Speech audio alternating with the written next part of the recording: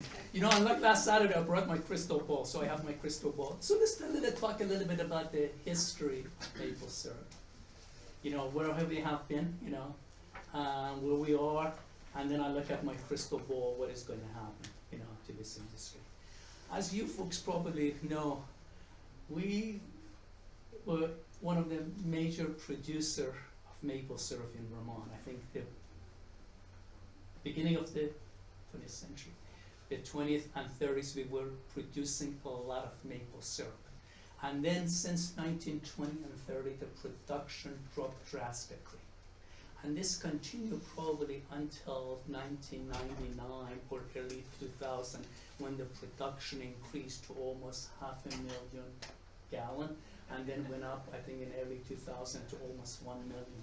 I think it was 2017, we produced almost 2 million gallons of maple syrup. And I think that, you know, compared to, as I said, 10 years ago, the production almost tripled.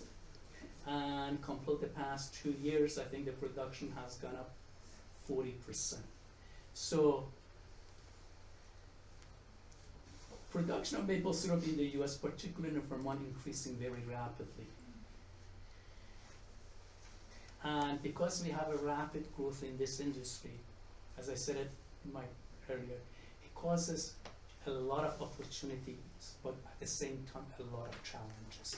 I think the biggest challenge now for the producer is how do we reach that equilibrium? How do we reach balance between all the opportunity that's available to us and also the challenges we're facing? Now, in the old days, as you folks know, producing maple was a hobby for a farmer. During the winter, it was slow, you didn't have much to do, you know, probably, you know, you were looking an excuse to get out, you know, to get some exercise, you know, and also make some extra money to take care of the Christmas shop, you know, some extra money. So I think that was it. And as I said, it was a hobby, it was a labor of love, and people do it not as their main profession, and they really didn't rely on the income in order to survive. But things has changed.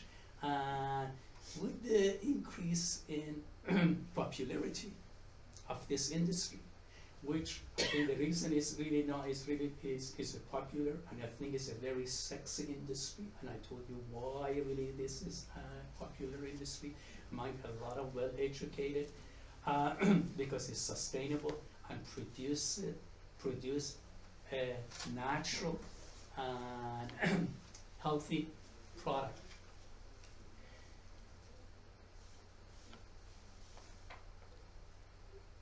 Typical economist, we're going to look at why the industry is growing, and a lot of people, including myself, are very optimistic about the future of industry.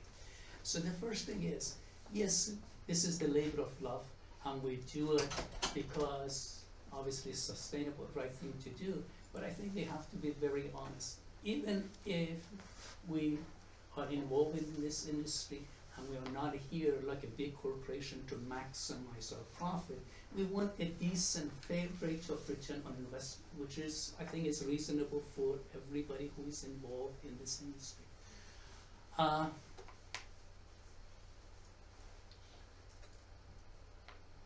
The demand is going to probably stay strong in the short term, mid-term, and the long run, as long as people are health conscientious, as long as people prefer natural, organic product.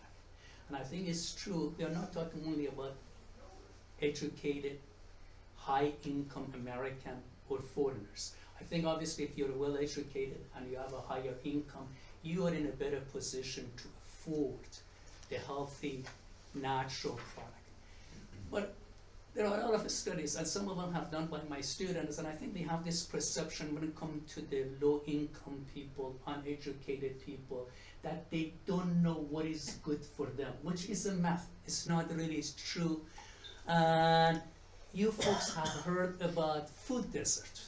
I think one of the problems with low-educated or low-income people, unfortunately, they don't have access to a decent grocery store that provide them with a fresh vegetable and fruit or a healthy product. And some of these people, unfortunately, have maybe more than one job. Maybe there is only one head of a household. Maybe there is only a mother or a father in the family, and they have to work full time, and they don't have that much time for supervision or helping the kids, and explain it to them what is healthy for them. So I think there is, when it comes to the consumption of a healthy product, especially maple syrup, I think the demand is there, and people know that compared to sugar and corn syrup, maple syrup is a healthy product. So regardless of income, regardless of the education, the consumer knows exactly what is good for them. Now, one of the challenges I have as an economist, in the state of Vermont since 1986, when my wife and I moved from Boulder, Colorado here, is, yes, all of us want to buy fresh. All of us want to buy local. I teach environmental economics and international economics, and I go to Burlington Farmers Market very often, folks. So we established the fact that all the consumer, regardless of the level of education and income, they want to eat healthy, they want to buy local, they want to buy fresh. So they are willing to buy the product. But one thing sometimes we don't pay as much attention is ability to pay. Am I able to pay for that product? You folks know that our Lieutenant Governor is a farmer, and he's very active in farmers market. So I have a lot of discussion with him. I go and ask him, when I go to farmers market, I just walk around and see about their pricing.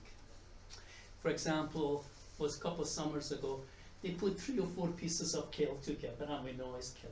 It's good for you. You have some bumper stickers, So I want not to intimidate people, because when you said you're economist, people, especially when you talk to politicians, they get a little bit nervous. There comes another heartless economist who doesn't know anything.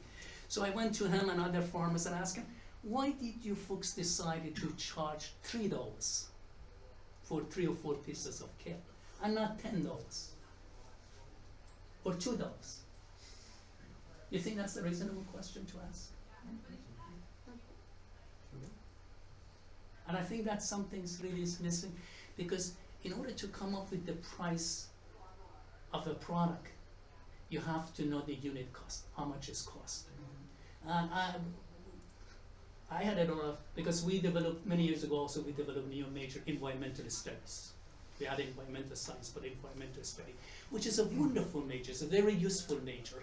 We all know about global warming. We know about we got to protect the mother nature. There is no question about it. Okay, the global warming is happening, and you cannot deny it. And we know it's man-made. The question is how much it is man-made, how much it is an act of God. I think that's well established. You can't really deny. And I was involved with our organic farm that a lot of the students get involved at same. We're producing our own vegetable. We're trying to teach our students how important it is to get too close to nature. And one of my tasks that nobody else wanted to do it was weeding, the organic garden. I used to go and talk to a student. And several students who graduated and decided to work a summer, they were from Vermont, and they want to start their own farm. They want to produce their own vegetable. And that was one of the most challenges for them, about how should they market their price. What should be the price of a product that they want to charge? And we didn't do a good job educating our student that before you come randomly price. So well, look, we want to try $5, see what happens. If it doesn't, then we're going to adjust. I think that's a little bit risky. So I think it's very important for a maple producer, with anybody who is involved with agricultural product, to know exactly what is the unit cost, what is the cost of production. I think that's one of the areas that economists might help. Obviously, it's not exact, but we are able to come up with the ballpark as what is the unit cost, and I think that's very critical.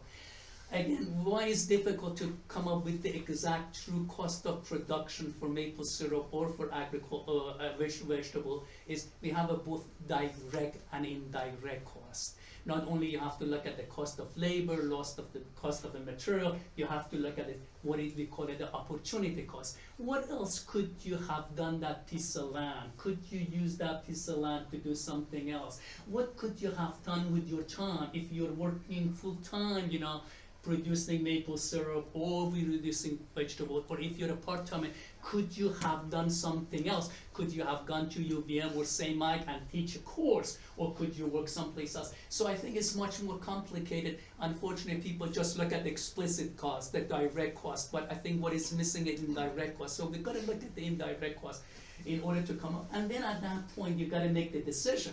What is the markup? I think then you have to make a decision. You've got to look at the level of competition, how many people are producing the product. So, and now a lot of people really get a little bit nervous. Some people don't like the term globalization. Globalization, unfortunately, is a fact of life. Of course, I'm biased, I'm international. I teach international economics. I am a dumb foreigner myself, you know. I think this is the reality that we have to accept, folks. And I have to tell my youngest student, there is nothing un-American. There is nothing un-American when we state the fact. No country on the face of earth, including United States, yes, we are number one. Even the United States cannot produce all the goods and services that an American consumer demand. Folks, that's the fact of life. I apologize saying it, but this is a fact and it's not an alternative fact. It's a reality. It's a reality. We have something. I tell my student, if after the end of the semester, we got to do a little bit of assessment. What I have done in the class, and did you learn something? The most important things people need to understand, there is something in economics, in life, called limitation, a scarcity. We have a limitation, a scarcity when it comes to factors of production, economic resources. We don't have all the resources to produce all the goods and services we want to produce. And even for sake of argument, we assume that we have no limitation, we have all the resources in this country. Is it a good idea if we produce everything ourselves? Is it possible some foreigners, not those bad Chinese, are able to produce the product better at a lower price? So what is wrong? If they specialize in production of product, they're very good at it, and instead we're wasting our time producing everything that we want to produce, and we are not good at it, and then specialize and trade with one another. I think that's one area. See, there are a lot of joke about the economists. You put two economists in a room, they come up with 3 or 4 different answers. But in one area, 99.9% of economists agree that trade competition is good for all of us. So now, in old days, we had a saying or propaganda. It was good for G, it was good for America. It was good for America, it was good for everybody else. But things has changed. Now, not only do you have to worry about the local competition, as a maple syrup producer, you have to worry about what is happening in New York, what is happening in New Hampshire, what is happening in Maine. Now you have to worry about international competition. Poor David. Okay? You've got it. So the big elephant in the room, you know, that's again another reality. The big elephant in the room is Canada, because they produce 70% of maple syrup. You get up early in the morning, you have the best technology, you have the best workers, everything, you're doing everything right. And that's the reason I refer to it as the internal factors. Those are the factors you're able to control. Agricultural industry, maple industry is different from you produce manufacturing goods. When you produce manufacturing goods, you can control all the factors of production, land, labor, you name it. You can increase or decrease it based on market changes. But in your industry, maple industry, or agriculture in general, there are external, internal factors. There are some factors that you have no connection. You cannot call somebody up there and say, well, I need appropriate weather today, you know. I need this kind of a temperature for tapping, or I need this much rain or this much. You have no control, and I think that you have to accept that reality. So anyway, going back to the issue, so you have to know what is the unit cost before you come up, you know, with the price of a product. What is the reason? What is the reasonable? What is the markup? How much profit you want to make after you take care of the cost of production? So you've got to be worried about domestic competition. Now you have to worry international competition, and within, you know, and again, the demand is strong in the U.S. The per capita consumption is very low, and I think, you know, the more American are going to be more concerned about their health. They are going to spend more money probably to buy local, to buy healthy product like maple syrup and the value-added product that you folks are willing to produce. But the question I have, can I afford it? Can I afford it? I think that's an important question. Can I afford it? And then what you have to do is, if as a consumer I look at the health is, I don't have any problem. Both low and high income people, they know about the health benefit of a maple syrup. I think that's given. I have no problem with that one. Now the question is can I afford this product? And when I talk about affordability, I'm going to look at what else can I substitute for maple syrup. I think that's one disadvantage being an economist and not being part of the profession, because when the gentleman asked sugar, I was talking about the regular sugar. Yeah. And the thing is, you folks have seen, I look at the alternative. Say, if I'm a low income or even middle income, I have kids, I have all the expensive, and let's be honest again, you have, Vermont is a beautiful place. But as you folks know, it's a very expensive place. It's a very expensive place. You folks know the population is getting old. I think this is one of the biggest challenges we have, and some of our politicians are ignoring, kicking the can down the road. Art Wolf from UVM and myself have been warning a lot of our beloved politicians that, look, yes, we've got to look at recreation drug, we've got to look at all of this stuff. I have no problem with that when we spend time in Montpelier and talk about the issues. But I think the biggest problem we are facing, folks, what is happening to the population in the state of Vermont. And you guys have heard, and there is exaggeration, but a lot of young people want to stay in Vermont. My daughter, who is a physician, want to come back. She loves this state. When she drives from Rochester, New York, she call me when she see the sign, welcome to Vermont. I'm not exaggerating. I mean, the tone of voice changes, She almost want to cry, This is an asset, honest to God, that we do not really value and appreciate as much.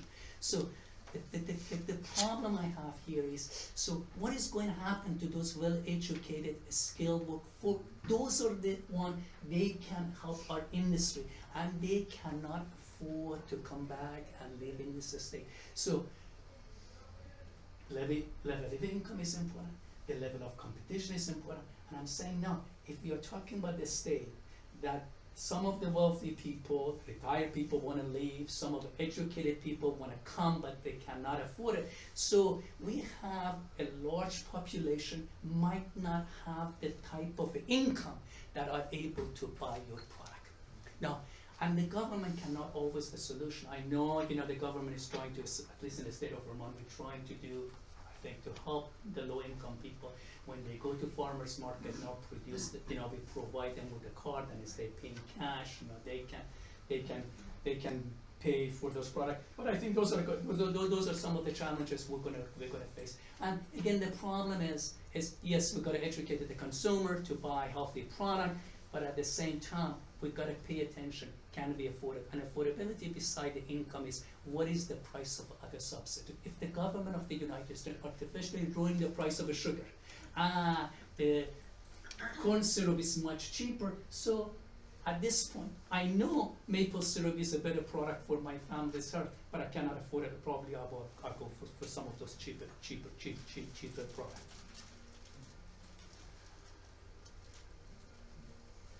So the question is, what are the I want to talk a little bit more about the challenges in more detail. So again, I probably you have heard, I sound like a broken record. I don't see any problem, assuming nothing drastic can happen. We don't have a major recession. Even if we have a recession, as I said, this is a luxury product. It's not going to have that much negative impact on the consumption of a maple syrup and the value-added product. But the most important thing is to look at some of the challenges, some of the external and internal factors. As the industry grew very rapidly, I don't know if this is good or bad, and it's happened already in Vermont, it attracted a lot of outside investors, a lot of flatlanders. I don't know, as a real Vermonter, not Flatlander, how you feel. And I'd like to tell you a story about the Flatlander. My wife and I came to Vermont in 1986. My wife is originally from Germany. Okay. So we decided to go to do some hiking. And apparently my wife didn't park the car very nicely when we went for a hike. So when we got back, it was 1986, 87, and there was a nasty note, on her car, that you damn Flatlanders, you guys don't know how to park, go home! Usually nice, quiet, soft-spoken, shy guy, but when you talk about German people, German precision, she was pissed. She said, I gotta get even. I said, oh, just forget it, they didn't mean it, just let's go, we had a nice office. She said, no, are you kidding me? I'm from Arab, I live in Colorado. How dare these people telling me, a Flatlander? So find a piece of paper and a pen and wrote a nasty note. I think part of it was, I'm from Germany, I live in Colorado. Well, how you call me a Flatlander? Have you been in Colorado? Have you seen Colorado Rockies? These are not the mountains you guys have in Vermont. These are the little hills. So anyway, that's it. I forgot about it. But also, there are private equity firms coming. This is a part of a growing pain for your industry. And again, I don't know, what is your reaction? What is your reaction? So, I don't want to stereotype. Say, I had a good job in Washington, I had a good job in New York City, I work at the Wall Street, I made a lot of money, and I don't like the lifestyle in New York City anymore. And this is a trend, folks, and I have seen it with some of my former students. I've been teaching same for almost 32 years. I know the kids, when they graduate, they want to go to the big city. They love the lifestyle. So I tell them, don't call me at 9 o'clock, I'm in bed. It's 10 o'clock is the time I think they want to go out and have fun with their friends and their colleagues. But then they get to the different stage that they made enough money, and honestly, God, they don't like that lifestyle. And I'm sure you guys have, maybe you're some of them, Flatlanders, you're in this room. So look, I want to go back to my roots. I want to go back to nature. I have enough money. Now, I want to make a decent level of income. This is exciting. Honestly, God, I'm thinking to do the same thing. I'm healthy enough. I want to do this. This is exciting things. You make some money, okay? You pay your expenses. But I think people like those challenges. Yes, there are a lot of challenges. There are upward, but there are a lot of, and I think that motivates people. And I have seen it, and I think it's exciting. But I don't know how you guys react. And I gotta be very honest, if I'm a small mom and pop producer, I'm very pissed at this Flatlanders. So I want to talk about a small, local maple syrup producer. They are the one that come in with a lot of capital. They are able to borrow a lot of money, but they bring the money themselves. They have the knowledge. Even if they don't have the knowledge, they have the resources to hire the best group of people to use the new technology. I'm glad Abby is here. Abby and Tim, I think they have done a work. I'm very impressed with the type of work. You call it plantation. Maple syrup. Speaking of people being pissed. No, I'm going to talk about the good, bad, and ugly, what they do. See, economists are one single-minded people. we always believe in efficiency. And I gotta tell you, I joke with my wife and she hates it. She thinks I'm very corny. My motto is, Reza is my name and efficiency is my game. When she gave me a task at home, washing dishes, vacuuming, I do it very quickly. That's German precision. She doesn't like it. She said, how about the quality? I'm not worried about the quality, I'm worried about but this is what it is. So look, okay. So if I'm a Flatlander, I'm bringing a lot of capital, and as the guy, I'm here to try new things. I'm willing to take the risk. See that, I want to compare the Flatlanders, local producer, small producer with all this outside producer coming in. So you have well-educated young people with a lot of resources, a lot of capital, versus what mom and pop producer. So if I'm Flatlanders coming with the resources, I'm saying, look, you know, it's very promising. It might have some risk, but I'm gonna take it because you folks say, look, you're not saying one or the other. You're saying the best thing to do is a combination of both. I want to just provide some information about what the study is promising and why I'm excited about efficiency. We can increase production. I think your study shows we need, if you look at the 1 acre of land, correct me if I'm correct, yes. You are able to produce 40 gallons of maple syrup by tapping, what is it, 400? The idea is you can produce more on an acre basis. I want to give exact numbers. So exact 1 acre. Numbers, 1 acre was a 40 gallon and 80 trees. 80 trees. Yes. 80. I'm not supposed to be the old all-timers. What is wrong with you, young lady? So 1 acre, 40 gallon on average, and 80 trees. So the study, again, you know, it's just a study, you know, but you folks should try the real scientists than the goofy economists that is my science. So the same acre of land, if the plantation argues that they can increase production tenfold, 400 gallon, same amount of the land, but the number of the trees I think supposed to be higher. It was around 6,000. So I think it's, you folks use the term revolutionary, something like that, like game-changing, or maybe I'm using it. I'm going to use it. I'm going to do some advertising for my colleagues at UVM. So, but I think they're recommending, you know, that look, there are some advantages, efficient, and also is, you know, because it's an agricultural based type of a production, and it's really not a wacky idea, it's based on science, and I think they make a comparison, or I'll make a comparison with a Christmas tree. I think it's a fair comparison. In old days, what did we do? We got up, we took the chain, with the saw and the axe, we went to the forest, right? We cut our Christmas tree. Now we go to a Christmas farm called. So it's a very similar ideas, and I'm very excited. But obviously there are a lot of questions there. So the reason I'm using that example, so people who come up with a lot of capital, a lot of knowledge, and willing to take the risk, it might put me, or some of you think it's going to put me at disadvantage, and that's the concern I have for a mom and pop, a small size producer, because now I feel the competition. Can I make a comment?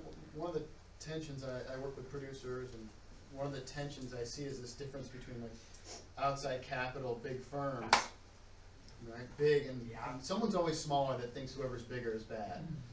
It's pretty relative. And then you've got I would say there's a lot of subsistence level operations that we've been built on historically. But you mentioned the rural development and rural economic issues in Vermont. It's a real challenge to sort of understand whether we want to try to keep things small, knowing that there's a lot of volunteer labor, opportunity cost. But demographically, I don't know how many more people have the privilege of working for free anymore, compared to outside capital, creating some threats, but possibly creating jobs with livable wages. So I guess I'm just curious, like, if you've had any exposure to like other places in the country, the world, where an agricultural sector grows with intention around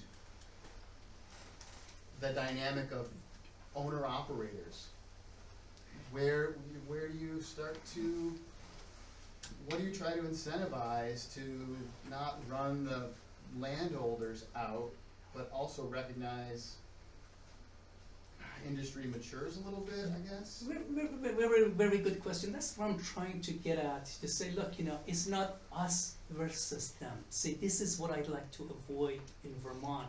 That look, this Flatlanders are coming, they don't know much, about this industry. They have the capital, they can hire people, and they can run us out of business or buy us out. I don't want to feel that way. I like to see, as an economist, I firmly believe in the economy of scale. I know this is the reality.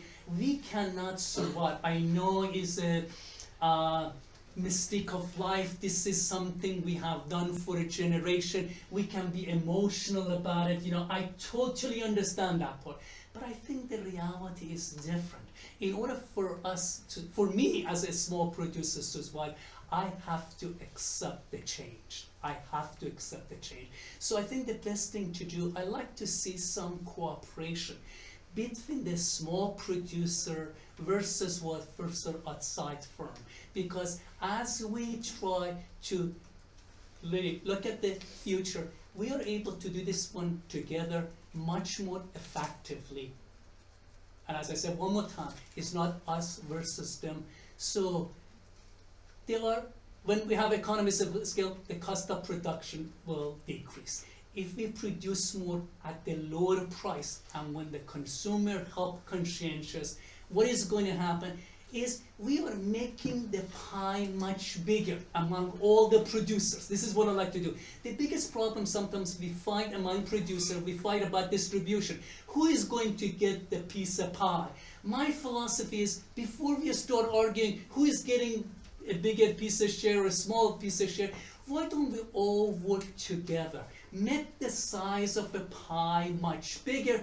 As we make the size of a pie bigger, then all of us are going to receive a bigger piece. All of us in the long run is going to be better off. Now, and again, one thing I want to do is, here I see this Saturday I saw many younger producers or younger people in the audience. But last Saturday I was a little bit nervous because people are getting older, and I don't want to refer to as a dying breed. I think we need to encourage young people to get involved to this wonderful industry. And I know I have been dealing with young people a lot for many, many years. They look at it as a tough job. They don't want to get up in the morning. I have a student, they don't want to take my 10:30 class. I said, what? I can't get up that early. I said, are you kidding? Honestly, during the registration, we have a problem.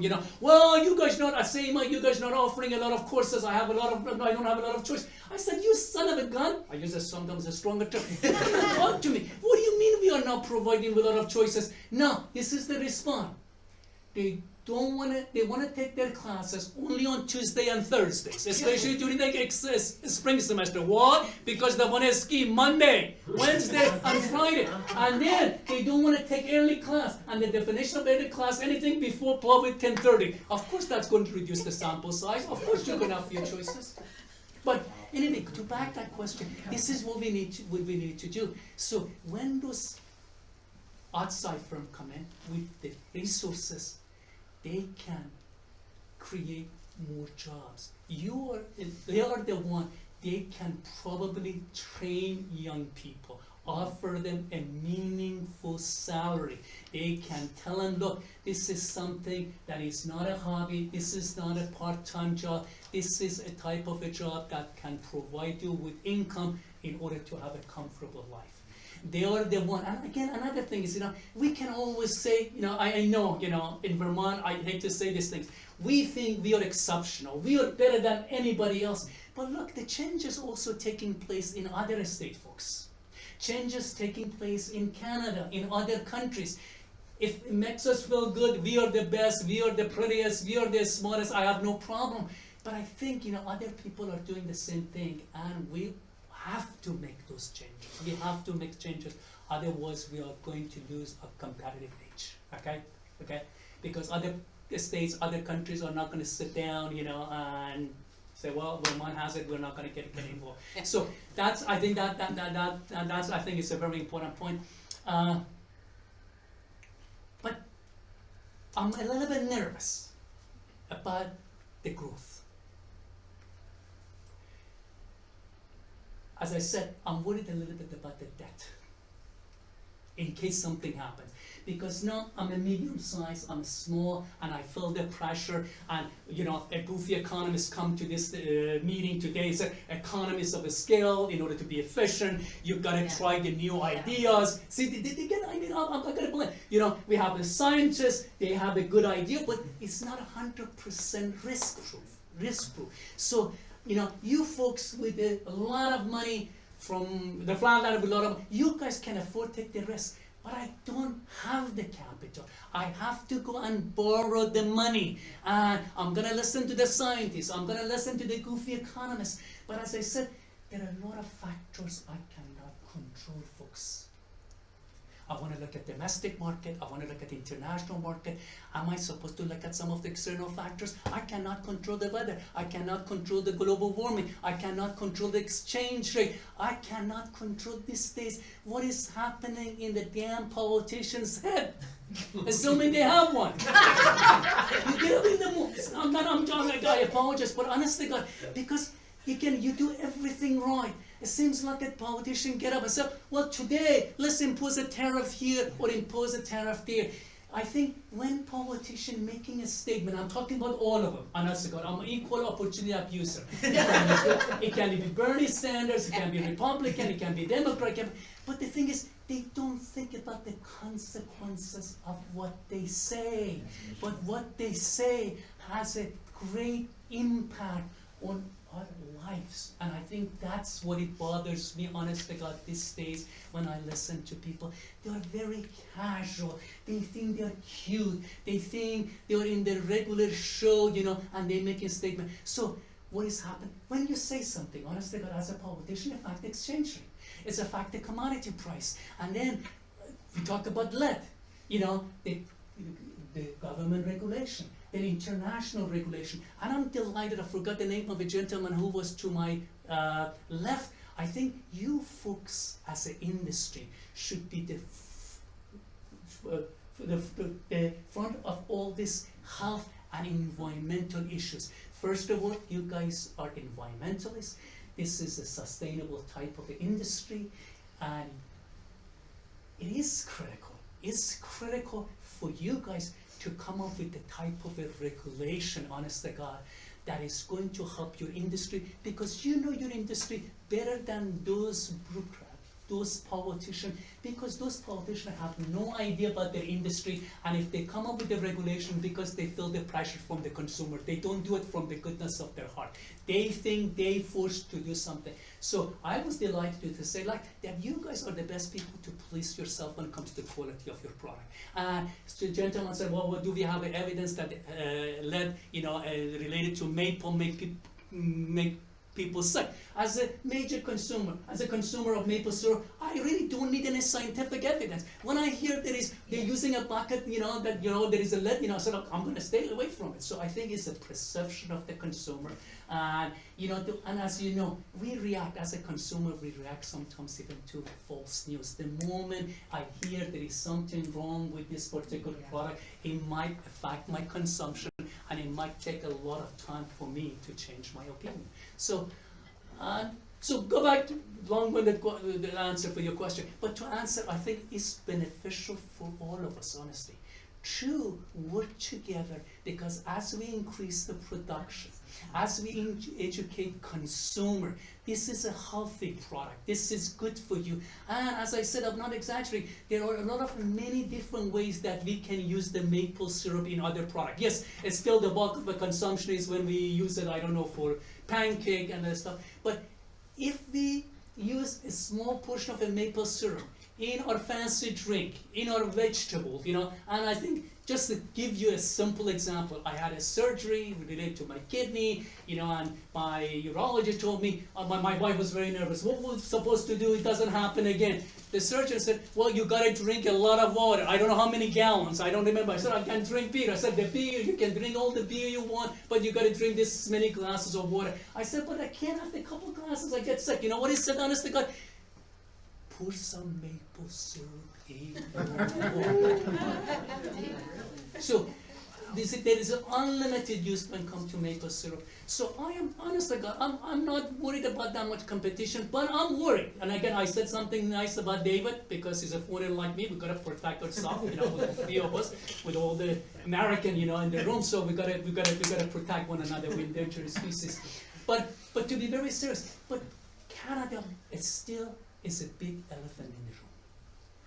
Because, as I said, you guys are free riders in Vermont, but also a lot of other Canadian producers who do not live in Quebec. Some of them, again, I call them rebel, call them a stupid, whatever, they don't like the cartel. They don't like it.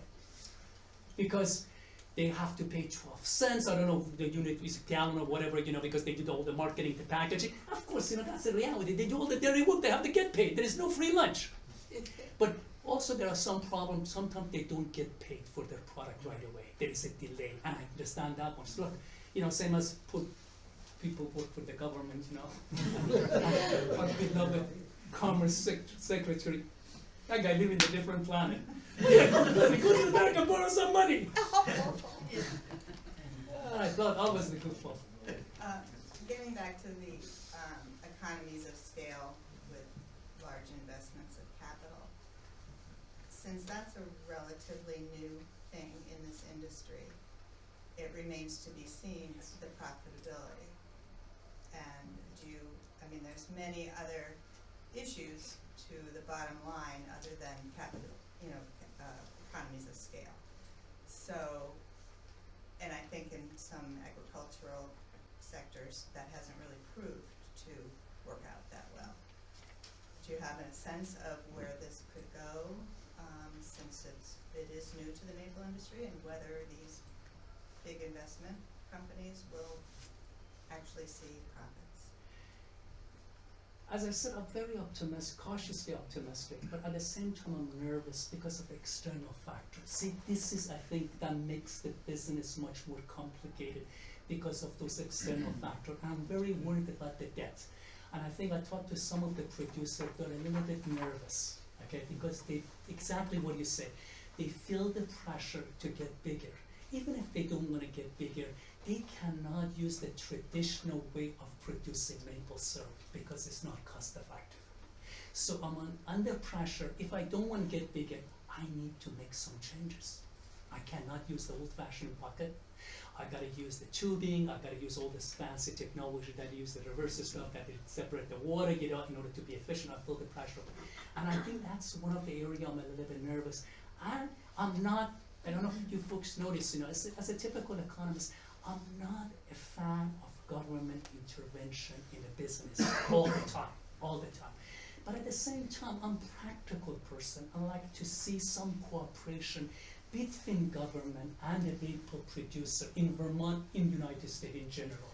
I think one way to avoid this potential debt problem, rush to get bigger, rush to use a better technology, to become more efficient, is some cooperation from the government.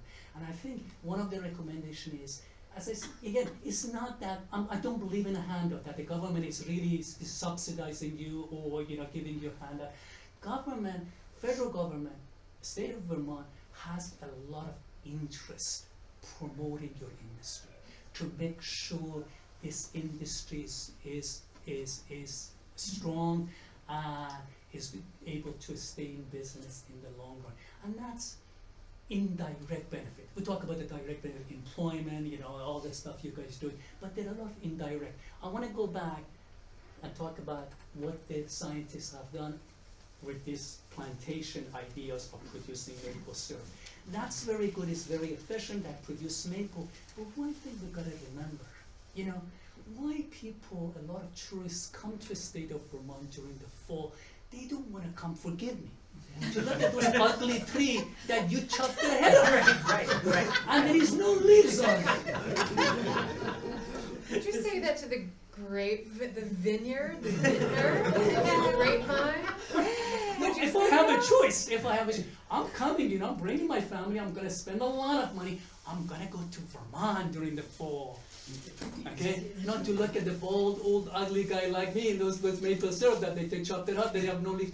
But again, so we gotta look at the indirect benefit of your industry. So my argument to the state of Vermont is, look, you are not just giving the producer a handout, you are paying for their contribution.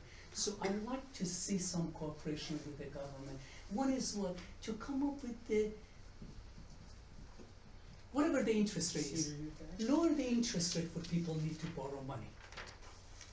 I think what I'm getting at is it doesn't necessarily help to go bigger.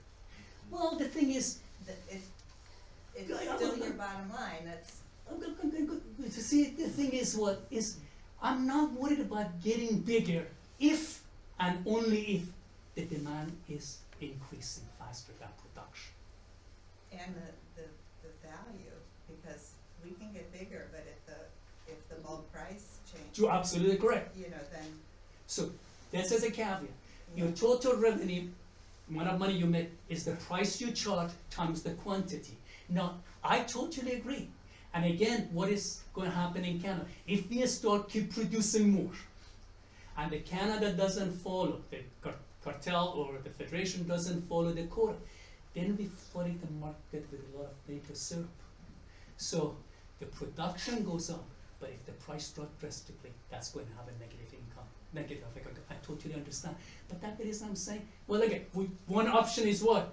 Do what the Canada, what Quebec did, to come up with the cartel. This is one option. So again, because look, there is not a, see, we cannot cherry pick. We gotta accept the good, bad, and the ugly. We gotta do it. So there are a couple options. We can do laissez-faire. Demand and supply. No government intervention. Let's market determine the quantity and price. But in this business, even as a free market economist, I'm a little bit nervous because again, I'll go back to the external factor. So I think a system of check and balance is probably appropriate for this industry. Because what happens is this. When you increase production, the price goes down. Am I right? You get nervous about the revenue. Then what do? In order to have the same level of revenue, then you increase more. Yeah. And that's exactly what it is. And there is a good chance for that happening. Right now I'm not nervous because I think the demand, at least in short run or in near future, is going to be very strong. Even the demand stays strong, one more time, we don't know what is going to happen to tariff. We don't know what will happen to the cartel. These are the things that we can't really look at crystal ball and answer. So I really don't mind to have a game plan. I don't know if it's a good idea to have the same thing we have in Canada. And I compare it same as dairy farmer. You gotta make a decision. One day you feel like a millionaire. God, I'm doing very well. The next day you feel you're losing your shirt. So there are a lot of uncertainty. You see, that's one thing. That's one of. So I'm giving. It's a multiple choice question. So that's one option. Free market. God bless America. God bless free market. Let's demand and supply determine. We don't want any government intervention. We don't want any regulation. But then, see, this is a problem. If things are great, we don't need a government. The moment things go south, we always ask, what's the role of the government? Government gotta help us. You can't have it both ways. You can't cherry pick, as I say. Then the option is what? To come up with something similar. And I understand why some Canadian sugar producers are unhappy because they say, well, impose restriction, I don't have a freedom to do X, Y, and Z. They look at the bad stuff, but they ignore the positive effect of the cartel. Yeah. Am I making myself clear? And it's not a perfect word. If you ask me what do you want, I want a cherry pick. Some of this and some of this. I hate to say it, you guys. naive like my students, you guys know about the reality of life. Doesn't work. Doesn't work. Doesn't work. I think that's probably that's it. But I honestly see again, especially based on my background, you know, and I have nothing against the government, but I always tell my student I might be wrong, you know. I firmly believe you cannot be an honest person and effective politician at the same time, because and I have a reason for that. I'm not a young kid, because the moment you tell the truth, you're not going to be elected. Right. Fair enough? True. Fair enough? So, but having said that, I'm teaching in environmental economics. We talk about moral persuasion first. We tell people, look, you gotta do the right thing to protect the environment because it's good for you. And we can come up with a number, we have a lot of study to show, look, it has a direct and indirect benefit for you when you protect the environment. But moral persuasion doesn't work for everybody. Some selfish people like myself, heartless people like myself, who worship money needs incentive. You know what I mean, incentive. You can talk about the moral persuasion. You can come up with all the evidence why I have to be good to Mother Nature. But at the end of the day, I'm going to ask you, I don't care what is in it for me. And in order to get your attention, you got to hit part of my body that hurts most, and that's the bottom line. I pay attention when you come up with a policy that is going to affect the bottom line. And unfortunately, you have no other option. So that's the reason I tell my student, I have to open the door and ask the guy who has a three-piece suit, dark glasses, and tattoo is the sleeve called government to come in and do something. And I think this is one of the areas, and I think in general in agriculture, but particularly in maple syrup, I think we need some assistance from the government. It's not a hander. Because of the uncertainty they're facing, I think the cooperation between the federal government, the state government, and the maple sugar producer, I think is going to be beneficial for all of us, including the consumer, to be very honest with you. But you're asking a very tough question, you know. See, at the economy of scale, it costs efficiency. And I think that's what we're going to do. And I have to be very frank. Efficiency is only one side of the equation. There are negative consequences to be efficient. We can flood the market. We can reduce the price. And you as a producer might not make it. You work much harder, you produce more, but the price drops drastically. You know, on top of the stuff happening in the US, you have to worry about the foreign competition, the exchange, the commodity prices, so on and so forth, because it's a complicated industry. It's not a simple industry anymore. The price of a maple syrup these days determined, you know, in Chicago, you know, not only, you know, in Vermont. So those are the factors you have to take into consideration. So that's a growing pain for your industry.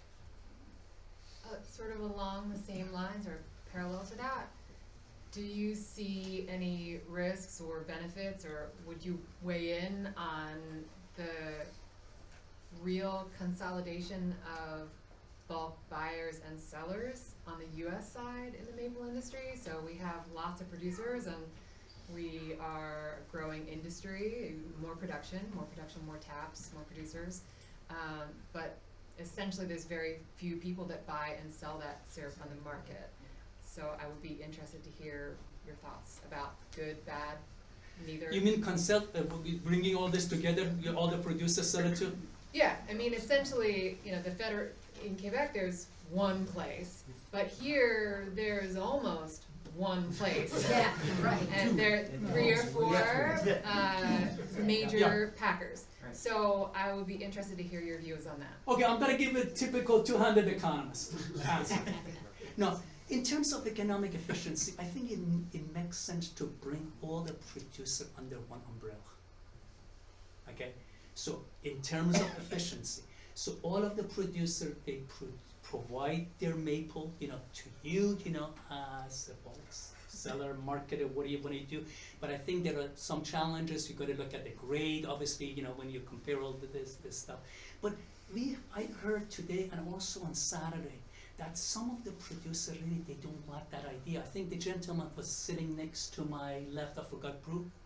Bruce.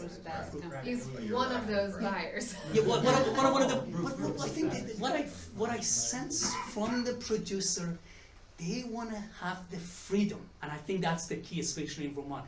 This is what I'm hearing, that I want to have a freedom to sell my product directly to the consumer. I don't know if you sense the same thing. That I really want to make the decision. The packaging is important, because now I have a colleague who teaches in a mother language department. She's French. She got married. They started their own maple syrup industry. Probably she is making by far more money than she make at St. Mike, and I'm not surprised that she quit her job. But what they're doing, the marketing is important. How you package, and the most attractive. The maple syrup probably is the same as the grade. You put it in the plastic jar.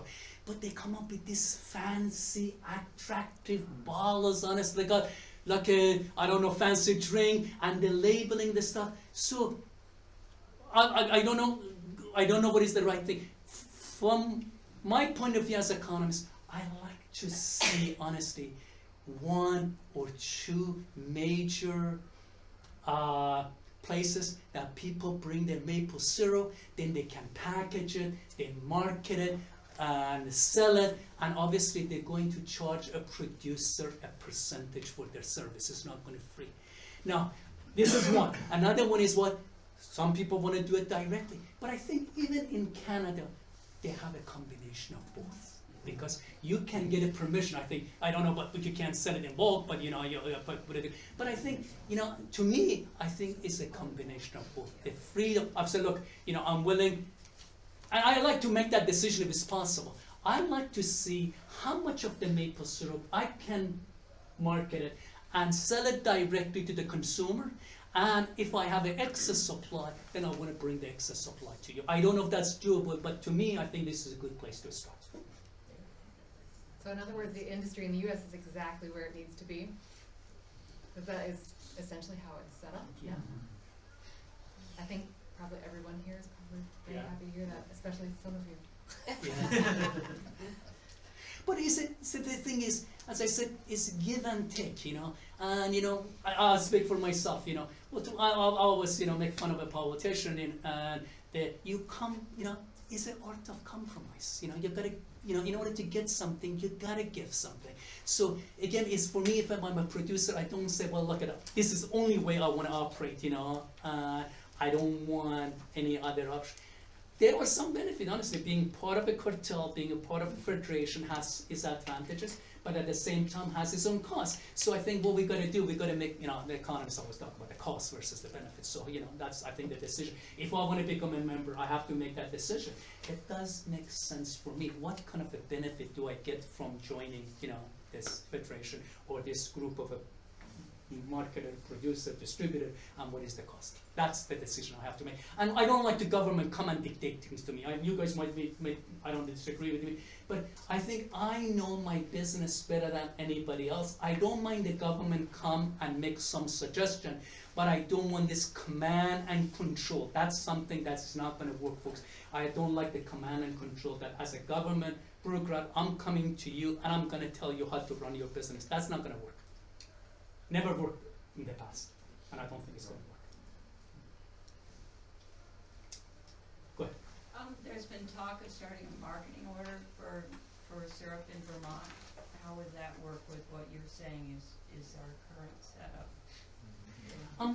I heard this one last Saturday too, and so this was the issue. I'd like to see that all the producer come up with some contribution, just set up the, I don't know, the account or whatever, that depends on their size, depends the size of the production sale. Everybody should chip in, everybody contribute, and we use this money for marketing maple syrup in the state of Vermont. That's one of the options, because people said, well, we don't want to just have a campaign advertising for maple syrup in the United States in general, that is good for you, it's healthy and stuff. We want to have a marketing campaign just for Vermont brand. And I think that, to me, if the producer are willing to come up, with the fund, I think this is, to me, I think it's going to be very effective, especially in the state of Vermont. Already Vermonters know about the benefit of maple syrup, and I think that's probably is going to increase the demand in Vermont, but also the demand in the United States, because you know people in other states and even other countries, okay? I don't know if, of course it's true, but even if it's not true, there is something about the mistake of Vermont, and we still got it, we still got it. One anecdotal example, as I told you, my wife is from Germany. When she used to travel, when we traveled to Germany, we took some maple syrup. German people didn't know what the hell's supposed to do. What is this? No, and I'm not exaggerating, honest to God. When my wife is not able to go to Germany for Christmas or for a holiday, they don't want her. They want the maple syrup. Just send the good stuff. We don't need you. But that's what it is.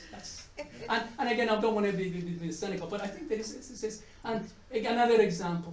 You know, my wife and I were at University of Colorado in Boulder. When we came here, you know, I made a mistake. You know, I needed to send some gift. You know, I went to Harrington and the other one in Shelton. I sent some maple syrup, cheese, and ham.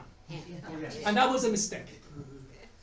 Because now I have to do it every single day. And the damn thing is so expensive, especially the postage. Yeah. But honestly, that's what people, you know, you develop a certain expectation. And that's the reason I keep saying, I'm not worried about the demand. But the gentleman was absolutely right. You need to protect the mistake, the quality of your product at all expense. That led perception, everything. Because if you know about the false news these days, you know about the competition. If I'm Maine or if I'm Canadian, I say, oh, maple syrup. Did you hear about the maple syrup in Vermont? It makes you sick. And that's all really.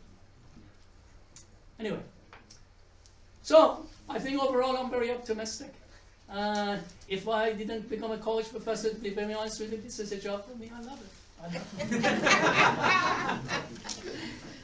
Any other question, comments, complaint? Okay, and I gotta tell you this, and Mark is here, he heard me before. You know, he called me 6-7 months ago, and I asked myself, why is calling me? I don't know anything about a maple syrup. I don't want to do it. I'm a couch potato professor. You know what is couch professor? I don't need the promotion. I don't need this thing on my resume. But I'm very grateful, honest to God, to Mark. I'm very grateful to you folks, because it gave me incentive to learn a great deal about incentive. I can use it now to give a pep talk to my student. Even an old fart like me who's willing to learn new stuff, there is hope for you guys too. Thank you so much for coming up here.